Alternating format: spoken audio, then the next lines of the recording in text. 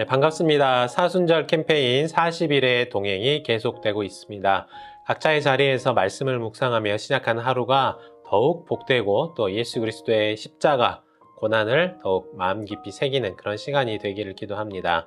오늘 함께 나눌 말씀은요, 욥기 22장 21절, 22절 말씀입니다. 화면을 보며 읽겠습니다. 너는 하나님과 화목하고 평안하라. 그리하면 복이 내게 임하리라.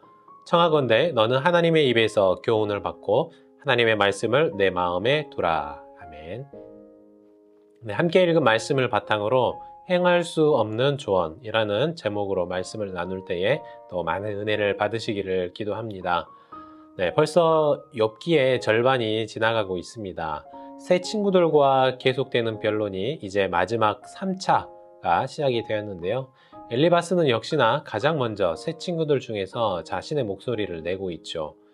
이제 욥을 포함한 네 사람의 대화는 정말 길어질 만큼 길어졌습니다. 그렇다고 해서 그 시간만큼 서로를 더 잘 알게 되었을까요? 그렇지 않았습니다. 서로가 서로에게 충분히 자신이 하고 싶은 말을 많이 했지만 결코 좁혀지지 않는 서로에 대한 이해의 간격이 있음을 우리는 오늘 말씀을 묵상하면서 다시 한번 확인하게 됩니다. 오늘도 여전히 엘리바스가 하는 말만 보면 늘 옳은 말이라는 것을 알 수 있습니다. 하나님과 화목하라고 하죠. 또 평안하라고 하죠. 너무나 맞는 말씀이고 또 우리에게도 필요한 말씀이죠. 그러나 우리는 누구도 엘리바스가 정말로 욥을 순수하게 사랑하고 그 아픔을 이해하고 그를 위한 이 최선의 권면을 하고 있다라고 생각하는 사람은 없을 것 같습니다. 앞서서도 욥의 잘못이라고 여겨지는 것을 끝도 없이 말을 했지만 오늘도 또 마찬가지거든요. 이미 엘리바스의 머릿속에 욥이라는 사람은 문제아였습니다. 얼마나 많은 잘못을 하나님 앞에 저질렀길래 이런 일을 겪는가, 제발 깨닫기를 바라는 것이 지금 엘리바스의 욥을 향한 마음이었죠. 그렇기 때문에 지금 하는 엘리바스의 이 복된 말처럼 여겨지는 이 말이 결코 복된 생명의 말씀이라고 할 수 없을 것입니다. 엘리바스의 입장에서는 욥의 고난 뒤에서 일하시는 우리가 헤아릴 수 없는 하나님의 크신 역사를 볼 수 없기 때문이었을 것입니다. 우리 역시 엘리바스처럼 하나님이 얼마나 광대하신지를 깨닫지 못한 채로 인간적인 생각으로만 역사를 판단할 때가 있습니다. 그래서 우리는 왜 하나님이 공의롭지 못하신가, 왜 선한 사람들을 괴롭게 하시는가, 이런 걸 보면서 하나님을 원망하기도 하죠. 이런 게 모두 인간의 지식과 능력에 한계가 있기 때문에 그런 것입니다.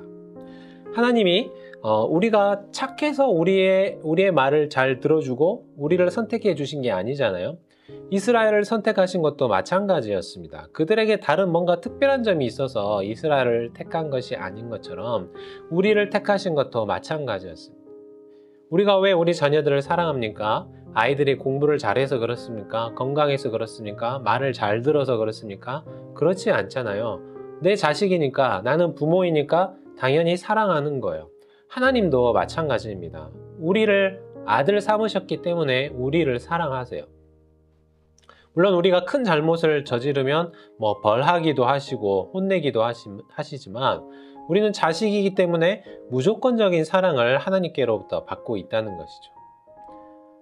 22절은 또 계속해서 엘리바스가 충고를 하고 있는데요. 너는 하나님 앞에서 하나님의 입에서 교훈을 받고 하나님의 말씀을 내 마음에 두라 합니다. 우리는 정말로 하나님의 입에서부터 나오는 그 말씀에 귀를 기울이고 살아야 해요. 그러나 지금 욥이 어떤 상황을 겪고 있는지 우리는 알잖아요. 지금 욥의 상황을 보십시오. 하나님의 음성을 누구보다 듣고 싶습니다. 하나님의 뜻이 무엇인지 알고 싶어요. 누구보다 귀를 기울이고 싶은 것이 욥의 마음이었습니다. 그러나 엘리바스뿐만이 아니라 다른 두 친구들 모두 그렇게 생각했어요. 누구나 쉽게 하나님의 음성을 들을 수 있을 것이라고 말합니다. 그러나 욥은 그렇게 하나님께 이유를 가르쳐 달라고 외치고 울부짖어 봤지만 하나님은 침묵하셨어요. 답을 주시지 않으셨어요. 왜 욥이 이런 고난을 당해야 했는지 알려주지 않으셨습니다. 이건 욥에게만 일어난 특이한 상황이 사실 아니에요. 성경 속에 보면 이렇게 하나님이 침묵하신 경우가 정말 많이 있거든요. 심지어 예수님도 마찬가지였습니다. 예수님이 하나님께 십자가에 달리셔서 뭐라고 외치셨습니까? 지난 토요일 새벽 말씀을 기억하실지 모르겠는데요. 엘리 엘리 라마 사박다니, 나의 하나님 어찌하여 나를 버리시나이까, 이런 말이에요.